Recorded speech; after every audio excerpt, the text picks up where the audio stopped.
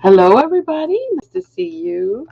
Sorry, I'm a little 2 minutes early, actually. Um, but I'll just wait here just a little bit.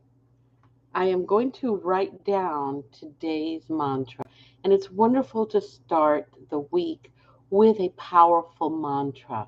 Now, it is Monday, so there's a lot of chatter going on in our ears, and perhaps for some of us, there's chatter going on since yesterday when you wrapped up dinner and you were setting up to go to bed, getting ready for today. So everything is fine. That's fine. That is your brain, right? Preparing you uh, for today. And while chatter, a lot of people say, well, too much chatter is not a good thing. Well, it's a good thing nonetheless. Hey, Jay, chatter is a good thing nonetheless. But and even a lot of chatter is good nonetheless. For some of you that do have that chatter, and sometimes it can be a little stressful, get any classical song, any classical music. And I do mean classical, so you know, go back go back to Bach or Beethoven. I like Rachmaninoff. Those classical composers, and then start listening to the song or the music or the composition, and take. I usually start with the strings. I pick up one, either if it's the cello or if it's the violin or the viola. Then what you can do is follow that one particular instrument and follow it as much as you can throughout the entire song. Your mind is going to chatter, your mind is going to move. But I want you to practice something really, really important. We need to start to close our eyes. We do. We need to close our eyes. And when we meditate, we have open eyed guided meditation, a meditation, but we also have closed eye meditation. Closed eye meditation is because once we close our eyes, that sensory part of our brain, right? Right? Turns off any visual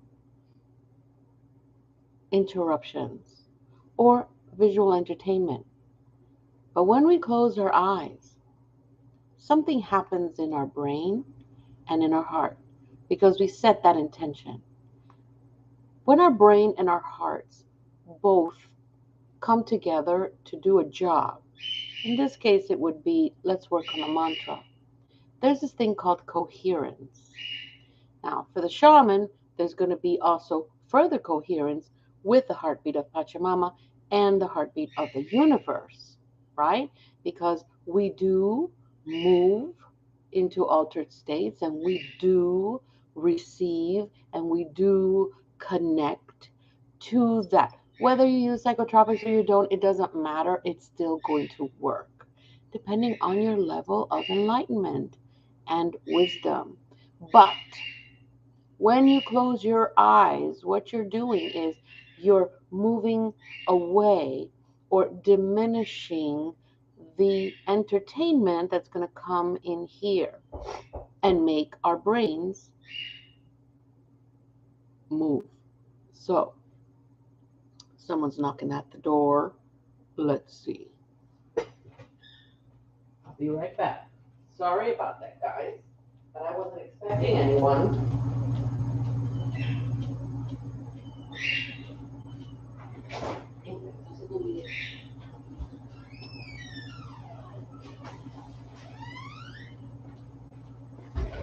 So, sorry about that, guys. So, getting back to that, what happens is when you turn off one of your sensors, right, that we have, we call them senses, but it's a sensor because it does sense what's going on around.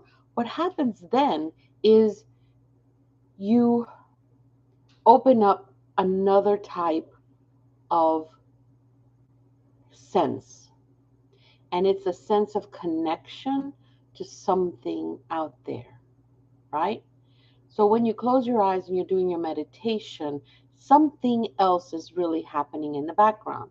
Well, it's the same thing when you're doing a mantra. You're doing a mantra, you're going to close your eyes, you're going to put your hands together, you are going to start saying your mantra several times a day.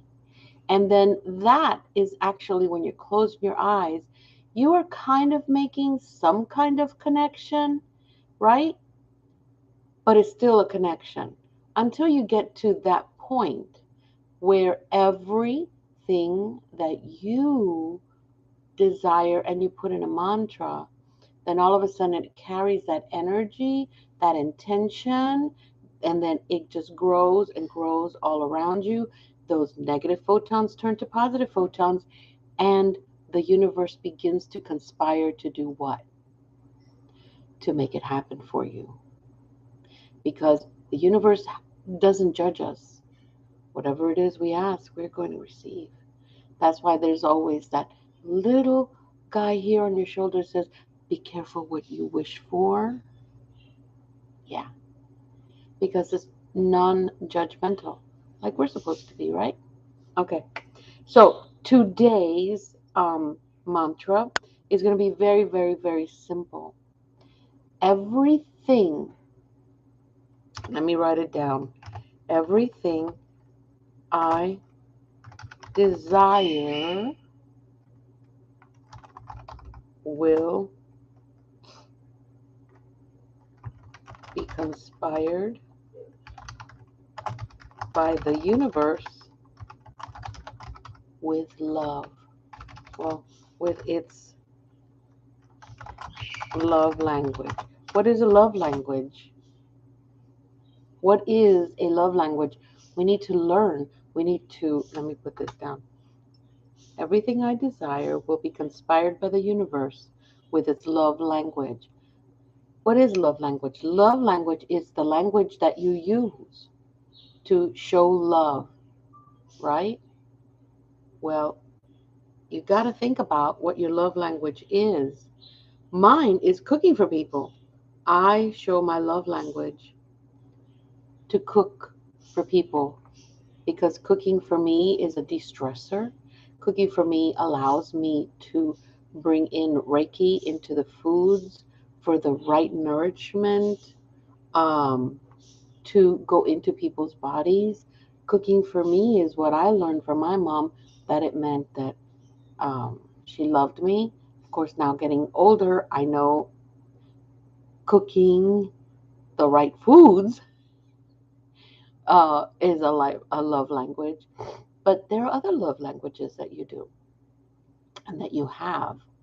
And it can stem from uh, keeping yourself clean and away from creating negative energies, negative thoughts, and really taking care of yourself. When you take care of yourself, you're taking care of many others. So everything I desire will be conspired by the universe with its love language. And now that we've got that, now we understand the universe itself has a love language, right? So the universe itself has a love language for us. And then everything I desire will be conspired, right?